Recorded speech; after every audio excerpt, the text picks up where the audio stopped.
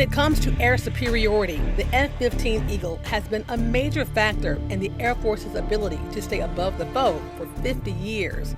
And to keep its edge, maintenance is a must. So it's very important in what we do and take pride in what we do and to produce a quality aircraft.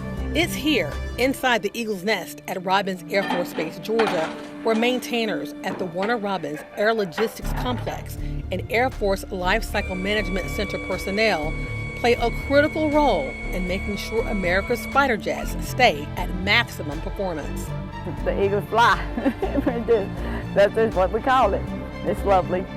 You know, you see an eagle fly, it's soar, that's it. To me, I'm doing my part. I didn't serve in the military, but right now I'm doing my part to help the nation and my war fighters. You know, keeping them safe, making sure they have the equipment they need to do their job. According to installation historian Bill Head, the first F-15 came to Robins in November 1974. And now, half a century later, Robins services all of the Air Force's global fleet of F-15s.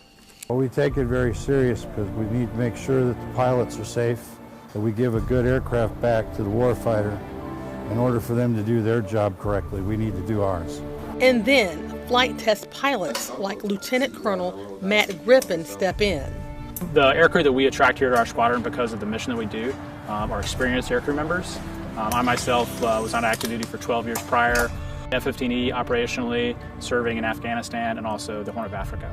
It's vital to understand operationally how these aircraft are used because as experienced aircrew members, we know that it could be a 25-year-old first lieutenant flying these airplanes into combat, and we need to make sure we give those guys the best product we can because we've been there and we know the conditions and the dangerous environments those guys will be flying in. In the testing process, Lieutenant Colonel Scott Smith says pilots push the F-15 to supersonic speed.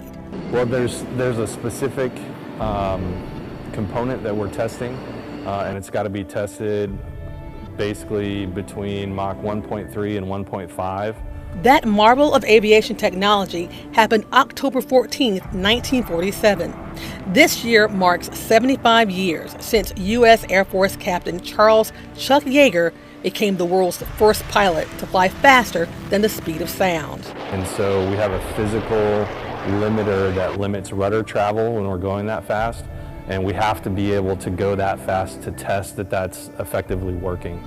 Additionally, you're also checking the performance of the engines to make sure that they're performing correctly, and also you're just checking out the basic capabilities of the airplane, so you want to make sure that it operates properly throughout the entire flight envelope. In the cockpit, there is not really any indication other than the instruments that you have broken the sound barrier. It's a lot of joy.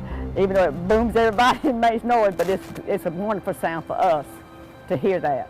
If they're doing their job, we're going to be safe here in the United States and everywhere else. Our legacy of strength, providing the foundation of our future to always fly, fight, and win by providing air power anytime, anywhere. For the 78th Air Base Wing Public Affairs Office, I'm Kisha Foster Johnson.